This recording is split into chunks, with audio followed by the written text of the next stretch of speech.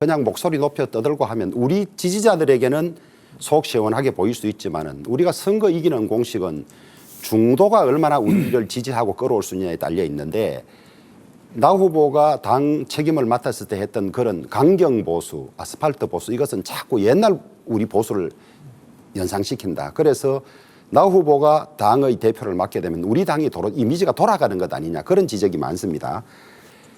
나 후보가 대표가 되시면 또 돌아갈까 봐 걱정하는 사람들이 많아요. 그래서 지금도 그런 어떤 강경 보수 전투적인 것으로 당을 이끌 것인지 그 말씀을 좀 듣고 싶습니다.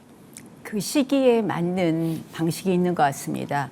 그때는 그렇게 해야지만 책임을 다하는 거였습니다.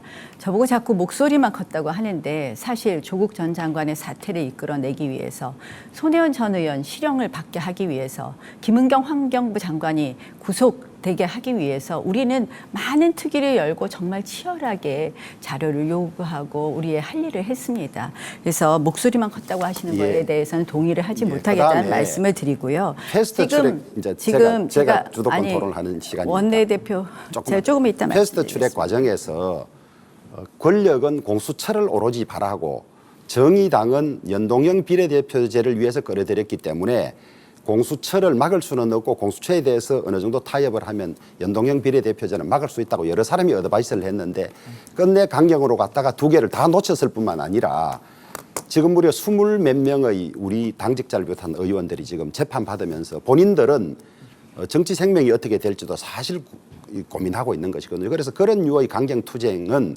희생만 강요하는 것이고, 계획 없는, 지모 없는 용장은 부하들을 전부 위험에 빠뜨릴 수 있습니다. 그래서 그걸 자랑으로 말씀하시는지 저는 그걸 한번 더 듣고 싶습니다. 짧게 30초 안에 답변해 주십시오. 저는 주호영 원내대표가 저보고 재판받는 이나 잘 받아라 이런 말씀을 연설에서 하시는 걸 보고 깜짝 놀랐습니다.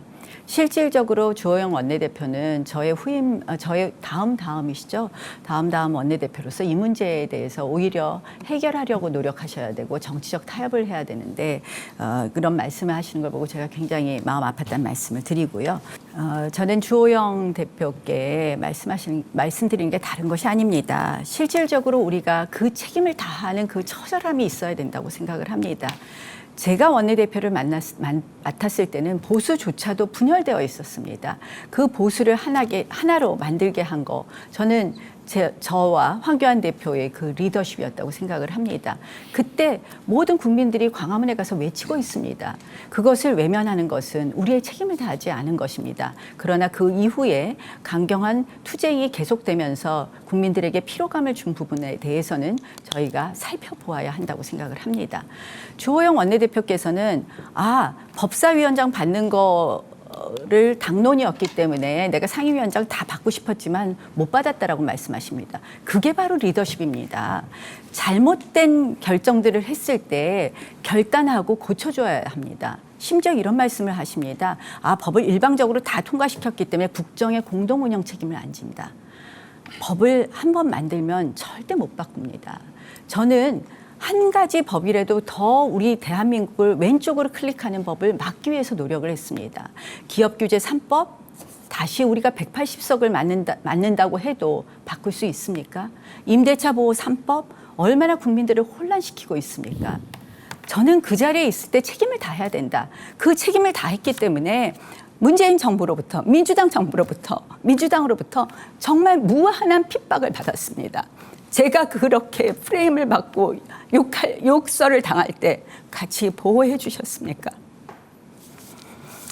그래서 책임을 다하는 리더십이 너무나 중요하다는 말씀을 드리고, 이제 대선은 전쟁입니다. 후보 대신에 싸워야 되고 우리 당을 대표해서 문재인 정권하고 맞서서 싸워야 되는데, 내가 혹시 다칠까 봐, 내 몸에 티끌이 묻을까 봐 뒤로 숨고, 그리고 무책임해서는 무슨 당을 이끌 수 있느냐, 이 부분을 지적하는 것이고요. 제가 답변할까요? 자, 아까 충분히 말씀하셨으니까 나중에 말씀하십시오.